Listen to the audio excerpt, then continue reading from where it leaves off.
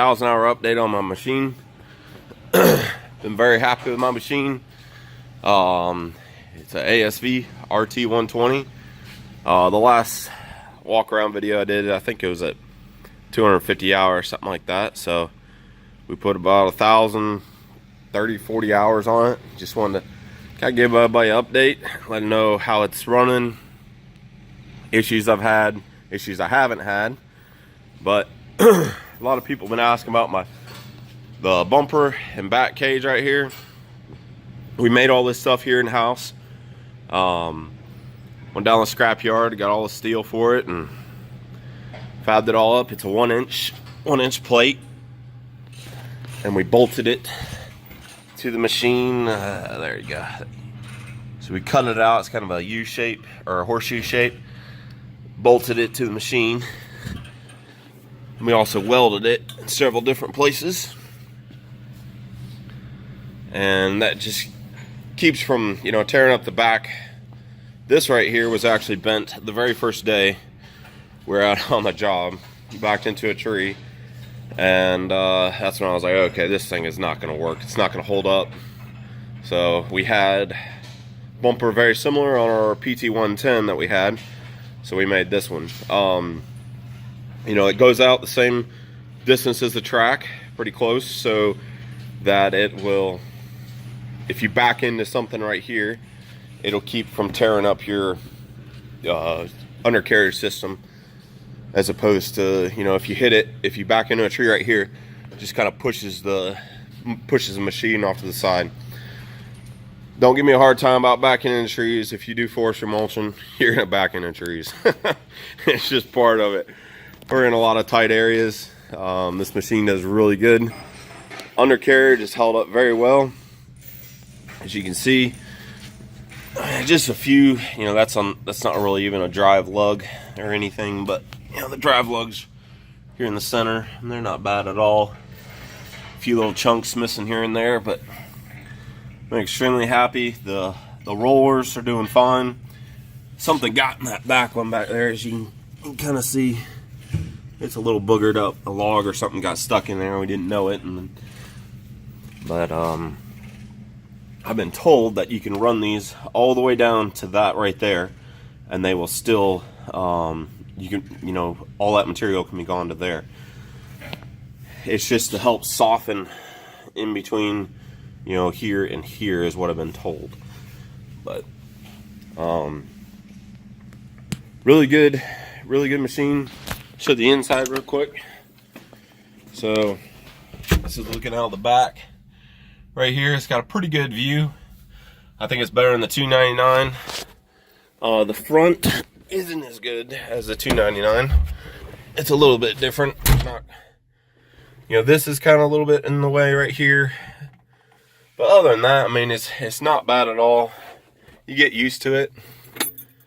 Let's see, 1,064.1 hours on it.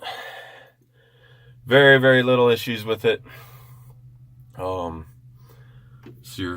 your high flow right here, lights and low flow, stuff like that. We got a radio in it, and we also have these little guys right here, these little radios, and then a little two-way radio that we talk to our excavator with. Works pretty good.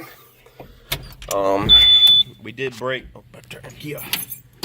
we did bust these two hoses right here. These were solid lines. That's for the hydraulic quick disconnect.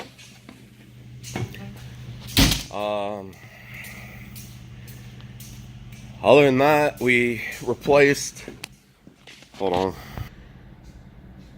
So this hose right here is the one that was defected from the factory. We've replaced that twice now. Other than that, that's really the only issue we've had. We had a loose fitting from the factory, but you know, with 1,064 hours, we don't need that.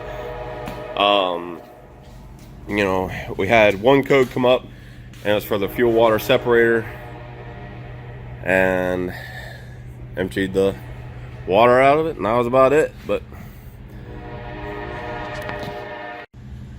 another thing is the how much fuel this thing burns. I mean, it does burn a lot of fuel. If you start about 7:30 or 8 o'clock first thing in the morning, you will be going to the truck to find fuel about 12 o'clock.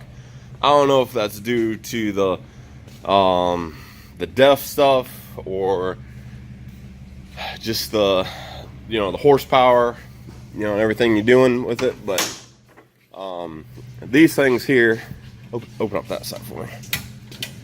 So you can see we kind of boogered these up. I really wish these things were steel.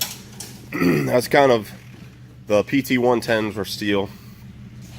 What had happened, this thing was closed like this, and a stick got in between right here, and these are like barrel hinges, so those things will slide straight up, and that thing slid up and it cracked this right here, and it busted this top piece off right there. So we kind of had to hodgepodge that back together, but I mean, came up a little bracket system, but it works. I think they wanted about $1,000 for this top hood piece, so we made this one work.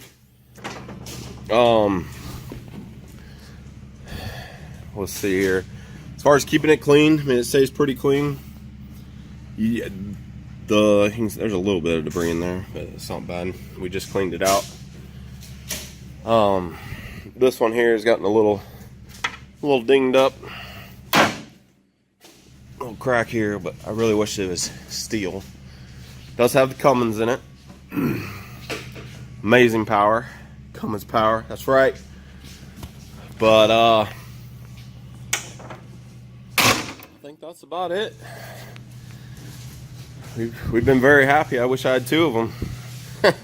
We did go with the DCR cutter head. We did get one of those eventually, and it's been running very well. Very happy with it. Put the bars across the front, just help protect the hoses, help protect the machine. AC stays, it'll freeze you out as long as you keep it clean.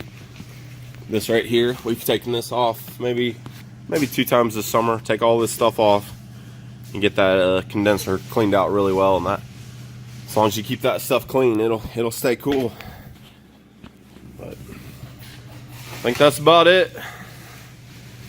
You guys have any questions, comments, whatever, let me know. Thanks for watching, y'all. Please subscribe. Have a good one.